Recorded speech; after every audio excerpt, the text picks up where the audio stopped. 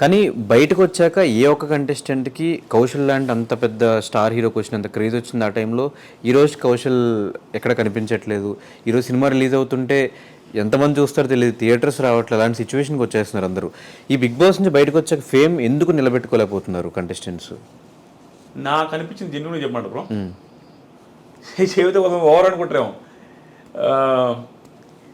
అందరూ చేస్తున్నది, అందరు కాదు 90% బిగ్ బాస్ కంటెస్టెంట్స్ బయటకు వచ్చిన తర్వాత చేస్తుంది. వాళ్ళు ఓవర్ థింక్ చేసుకుంటున్నారు. Over think in the sense వాళ్ళని ఓవర్ పొజిషన్లో చూసుకుంటున్నారు. వాళ్ళు నేను ఇంక ఇది కాదు వేరే అనే ఫీలింగ్లోకి వస్తున్నారు. అంటే ఎగ్జాంపుల్, సీరియల్ వెళ్ళేటప్పుడు సీరియల్ యాక్టర్ రాగానే సినిమా యాక్టర్ అవ్వాలనుకుంటారు. సీరియల్ ఓన్లీ సినిమాలు చేద్దాం ఆ యాంగిల్ థింక్ చేస్తున్నారు ఎక్కువ మంది.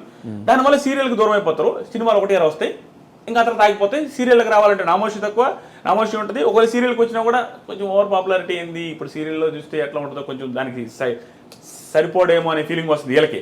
ప్లస్ రెమ్యూనరేషన్ వాళ్ళు యాక్సెప్ట్ చేయలేరు, ఎందుకంటే సినిమాలు చేసి వచ్చిన వాళ్ళు మళ్ళీ సీరియల్ చేయలేరు. అలా నువ్వు చేసింది, నువ్వు ఏదైతే అంతకుముందు చేస్తున్నావో అది చేస్తే నీకు ఓవర్. ఇప్పుడు అమెరికాలో చేస్తే జాబ్ ఎలా ఉంటుంది, ఇండియాలో చేస్తే జాబ్ ఎలా ఉంటుంది? అమెరికాలో 10 లక్షలు వచ్చిన ఒకటే, ఇండియాలో 2 లక్షలు వచ్చిన ఒకటే, 1 లక్ష వచ్చిన ఒకటే. సో ఇక్కడే ఉంటుంది కదా. ఇప్పుడు ఊళ్ళో వాళ్ళు పొగుడుతుంటారు, రెస్పెక్ట్ ఎక్కువ ఉంటుంది. అదే సీరియల్లో యాక్టింగ్ చేసేవాడు వెళ్ళేసి వచ్చి మళ్ళీ సీరియల్ చేస్తే బీభత్సమైన రెస్పెక్ట్ ఉంటుంది. తోపు. ఇప్పుడు మానస్ ఏమైంది? టాప్. మానసు ఇప్పుడు భయంకరమైన టాప్ కదా ఇప్పుడు బ్రహ్మముడితో. సో అలా వస్తుంది. కానీ వేరే రకంగా థింక్ చేస్తారు. ఇప్పుడు ఎగ్జాంపుల్కి నా కెరీర్ బాగుందా లేదా, బిగ్ బాస్ ముందు బిగ్ బాస్ తర్వాత ఇంకెక్కువ సంపాదిస్తాను, సబ్స్క్రైబర్లు వచ్చారు. ఇప్పుడు బయటకు వచ్చిన తర్వాత కానీ ఎంత బాగుంది. ఎందుకుంది? నేను వచ్చిన తర్వాత ఏం చేసిన? Big Boss reviews. అంతకుముందు ఏం చేసిన? Big Boss reviews. భయపడి రివ్యూస్ చేస్తే తిడతారనో, రివ్యూస్ చేస్తే ఏమంటారు అనేది ఏం లేదు. నా కెరీర్ మళ్ళీ అదే చేశా కాబట్టి సక్సెస్ అయినా.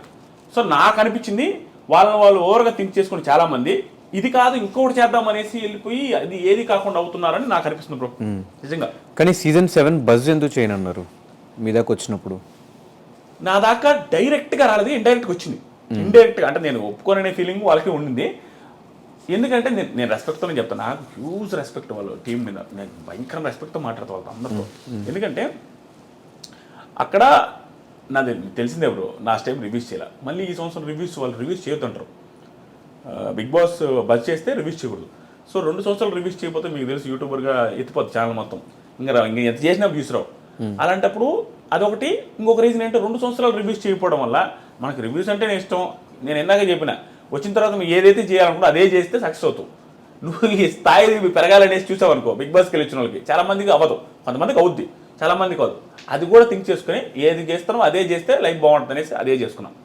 నేను ఎక్కువ చేయట్లా. దానికి రీజన్ కూడా ఉంది బ్రో, నేను చెప్పేస్తాను అనిపించింది. దానికి రీజన్ ఏంటంటే నేను ఏందా చెప్పినట్టుగా హ్యూజ్ ప్రాబ్లమ్స్ చూసాను నేను. చూడండి, ప్రాబ్లమ్స్ కాదు, ఫ్యామిలీ స్ట్రగుల్ అయ్యేది కళ్ళ ముందు నేను చూసాను మొత్తం. మా అక్క పెళ్లి కావాలంటే 1.5 లక్ష కోసం చెట్టుగారికి ఒక ఇల్లు అమ్మేసాం మేము. నేషనల్ హైవేలో ఉన్న ఇల్లు అమ్మేసాం 1,75,000కి. పెళ్ళి అవ్వాలంటే ఇల్లు అమ్మాల, నేను చదవాలంటే 1 ఎకరం అమ్మాల, బ్యానీ అమ్మాల. అలాంటి సిచ్యువేషన్ చూసా. ఏది కావాలని ఒకటి అమ్మితే వచ్చింది నాకు. అట్లాంటి సిచ్యువేషన్ చూసినాన్ని ఒక పీక్ ప్రాబ్లమ్ చూసిన పర్సన్, ఫ్యామిలీ బాధ్యతలన్నీ భుజాన్ని వేసుకున్న పర్సన్ ఏం చేస్తాడు బ్రో? వచ్చిన తర్వాత కెరీర్ మీద చాలా ఫోకస్గా ఉంటుంది. ఎందుకంటే నేను మళ్ళీ వెనక్కి వెళ్ళి ఫ్యామిలీని స్ట్రగుల్లో తోయాలని నాకు అసలు లేదు. కాబట్టి ఎక్స్ట్రా చేయకుండా మళ్ళీ రివ్యూస్ చేసుకుందాం. బజ్కి వస్తే మళ్ళీ రివ్యూస్ పోతే ఇంటి దేకపోతే బజ్లో వాళ్ళు అడిగిన క్వశ్చన్ అడుగుతావు. నువ్వు నెగిటివ్ అయితే, నీ పర్సెప్షన్ ఉంటే, నీ టాలెంట్ మీద నువ్వు ఉంటే అది వేరే ఉండొచ్చు. వేరే వాళ్ళ క్వశ్చన్స్ నువ్వు అడిగితే దానికి నువ్వు జస్టిఫికేషన్ ఇవ్వలేకపోతే, నువ్వు నెగిటివ్ వేస్తే నీ కెరీర్ స్పాయిల్ అయితే నీ ఫ్యామిలీ నువ్వు చూస్తుడు.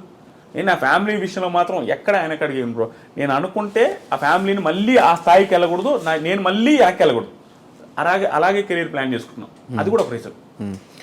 ఇంకో రీజన్ కూడా అనిపించింది నాకు, మేబీ బజ్కి తక్కువ డబ్బులు వస్తాయి, రివ్యూస్ చెప్పుకుంటే ఇంకెక్కువ డబ్బులు వస్తాయి. అది కూడా రీజన్. అది మెయిన్ రీజన్ కాదు, డబ్బులు పెద్ద పట్టించుకుందని. ఇది అది కూడా మెయిన్ రీజనేలే. ఎందుకంటే ఫ్యామిలీ గురించి అలా ఇచ్చినాం. మళ్ళీ వెనక్కి వెళ్తామేమో, లేదు ఓవర్ యాక్షన్ చేసి మనం సెట్ కాకపోవచ్చు. బజ్జు ఓవర్ యాక్షన్ ఎందుకు చేసుకుని లైఫ్ స్పాయిల్ చేసుకుని నాకు ఆ రోజులు గుర్తు చేసుకుని భయం, బాధ భయం వేస్తుంది బ్రో. ఏంది బ్రో అసలు?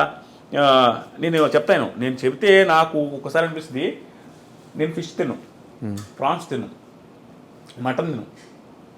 నాకు తెలియదు, ఎందుకంటే చిన్నప్పుడు తెచ్చేది మా ఇంట్లో, నిజంగా తెచ్చేది. ఫిష్, ప్రాన్స్, మటను మా ఇంట్లో ఎక్కువ తేరు, ఎక్కువగా అసలు తెచ్చినట్టు నాకు అసలు గుర్తులేదు. కాబట్టి నాకు అది అలవాట్లేదు, ఆ టేస్ట్ తెలియదు. కాబట్టి మటన్ స్మెల్ అంటే అమ్మ అది కంపురా అంట. ఎందుకంటే నాకు పడదు. ఎందుకంటే చిన్నప్పుడు తిని అలవాటు అయితే అది మనకు అలవాటు అవుతుంది.